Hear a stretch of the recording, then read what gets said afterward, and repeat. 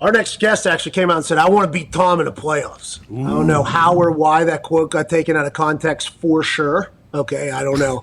I'm not 100% sure where that quote came from. But the best tight end in football, absolute swag god, the clean baby-face tight end for the Kansas City Chiefs out of Cleveland, Ohio, Travis Kelce. Yeah! How'd it do? Yeah, it's starting to come back just a little. I think I might keep it right here. I think I might just keep it. It makes me feel young, and it keeps me off of everyone's social media. I think it's perfect. Okay, when you open up Twitter and you see your name trending, and it is just people calling you the blandest old white of all time because you shaved your face, what is the reaction? Oh, man, just read it, scroll, and just enjoy the ride, man. There's nothing you can do at that point. Once it's out there, and everyone's going to take a hack at you. I loved it, man. I thought it was hilarious. Everybody's roasting me, man. It was pretty good, man. You know what? I had it coming, man. It is what it is. It is not your fault. You should be allowed to shave your face. You're just so incredibly handsome that as soon as you change your look at all, it's like my dad was always a mustache guy, and then he came home without a mustache one day. It was like, oh, that's a whole new fucking face right there, pal. That is a whole new costume. So how are you feeling other than with the fresh face? Body feel good? You look good. Yeah. Obviously, you're playing great right now. Yeah, we're rolling, baby. We're rolling, man. We got 2 weeks. Got Cleveland coming in the house. One of the biggest games to start the season off, man. And we're all fired up. We got a completely new and revamped offensive line. And Pat Mahomes is back there slinging it, confidence. And right now we just got off the field, and, man, everybody's flying around. We're having some fun, man. Excited. Trav, how does Andy Reid keep you guys engaged and motivated? We know 17-game season, and Pat and I talk all the time. For teams like you, the regular season just sets you up for the postseason. But you guys, obviously, you want to win every game. Like, how do you guys continue to stay laser focused when you know you have a huge target on your back and you should win every game probably? Yeah, I mean, we got great leaders. It is what it is, and it starts up top with Coach Reid. It starts right there, and he what he does is he challenges us every single week. He takes care of us both physically, mentally, gets us right every single week in terms of having the right scheme and stuff like that. And I know Spags does that.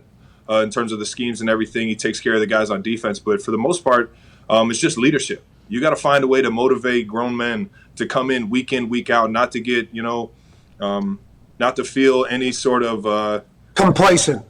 There it is. Thank you. Not to feel any sort of complacency, and just to keep the ball rolling, man, and to keep getting motivated week in, week out. And sure enough, I mean, Coach Reid has done that my entire career. Super Bowl, obviously, last time we saw your team on the field.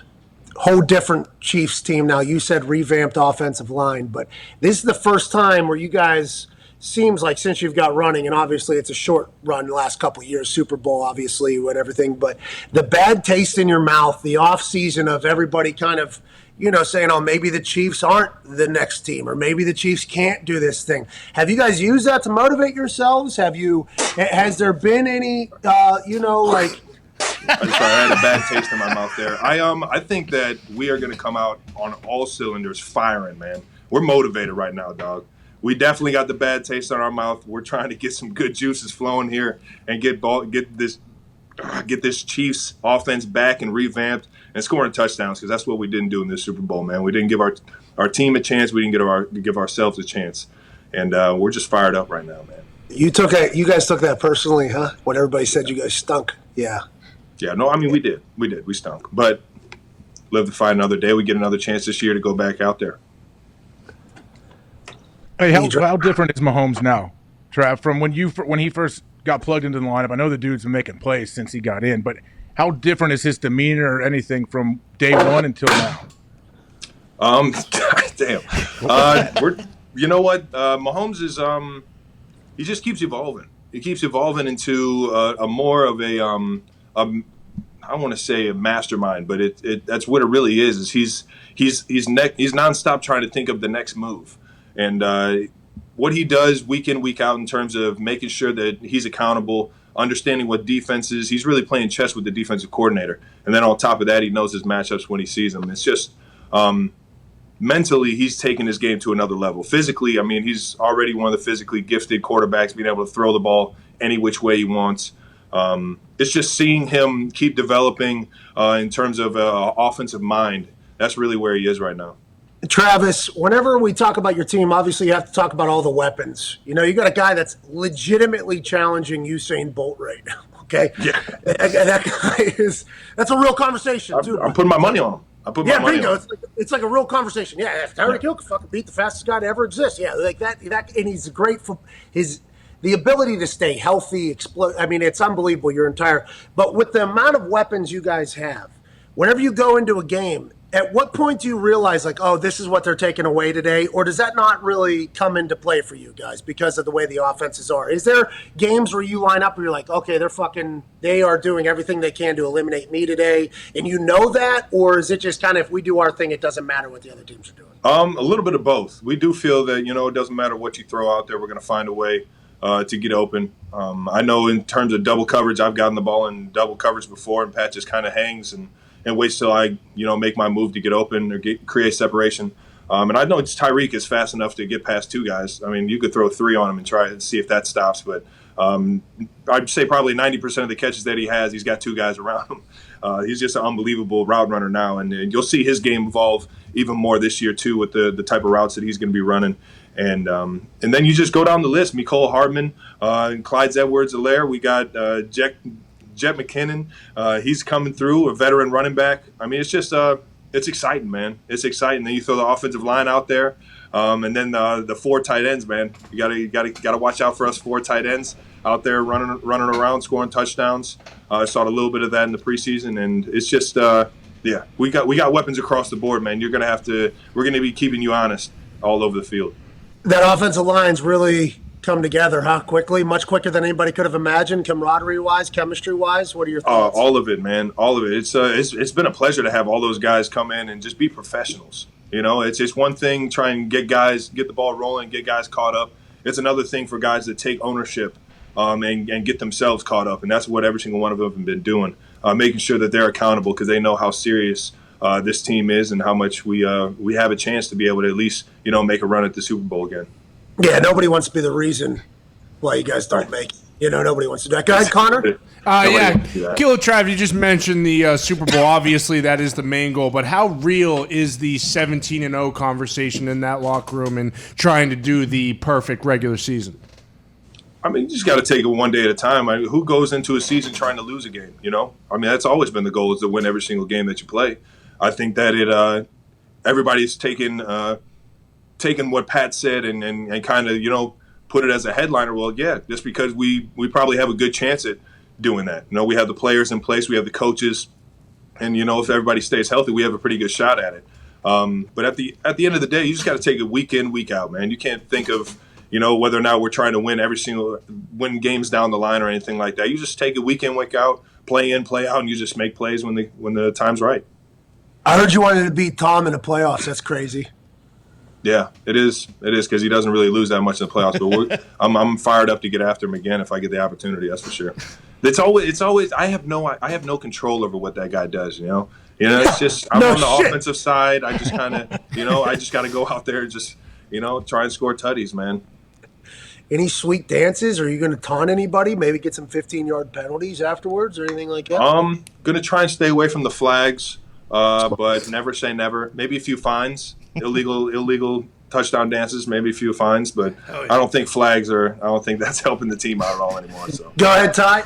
Travis, Pat alluded to it earlier how you're a mainstay on the NFL Top 100. And if I'm not mistaken, I'm pretty sure that list is voted on by the players. Is that something you pay any attention to? Like, I think you were number 5 this year. I imagine that's pretty cool knowing, like, hey, the rest of my peers in the league understand how much of a fucking beast I am too. Yeah, I appreciate that. Yeah, I think that without a doubt, I am without a doubt, honored by all the selections throughout the league to be league-wide, known to be one of the best in the league and top 10. I think there's still a little I don't want to say shakiness in terms of how the heck you even rank these guys, because it is such a team game. Who's to say this player is better than this player just based off of their position? But I definitely think it's cool, and I appreciate the respect that I've gotten throughout the league.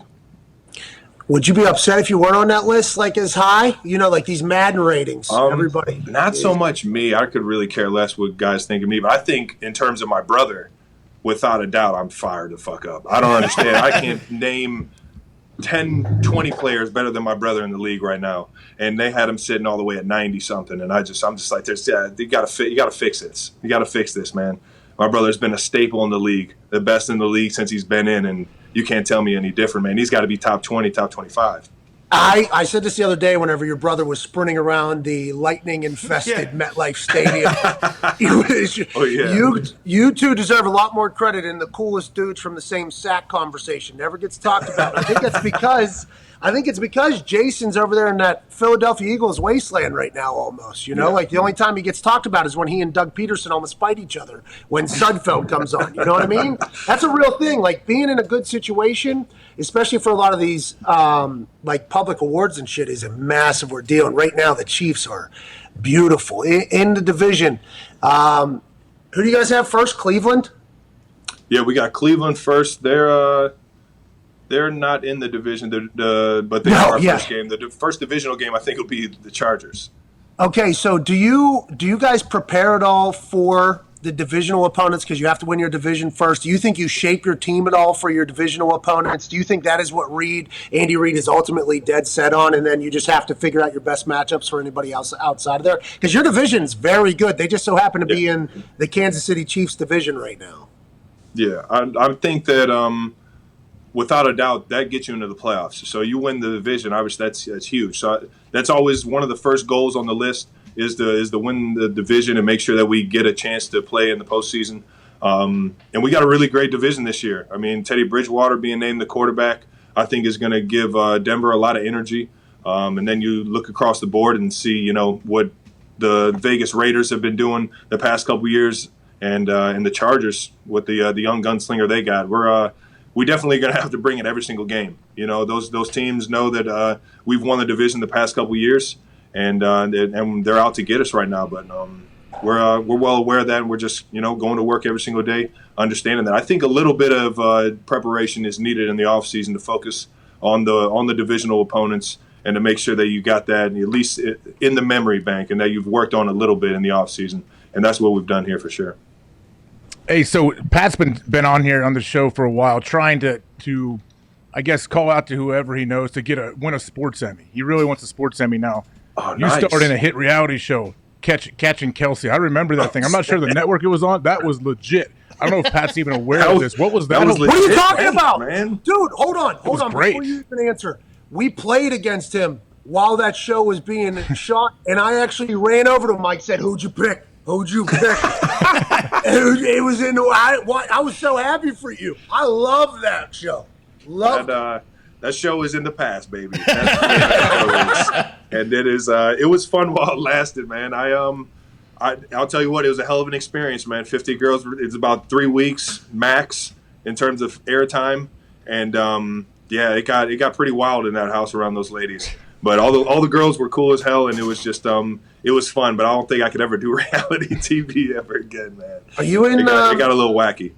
Okay, fashion-wise, what should we look forward to? Do we got any shoes coming? You know, Pat's got some shoes, but it's a little bit of a conflict. I did a little Nike collab with some Blazers, some 77 Blazers. Man, you do it Nike by you or the old Nike ID.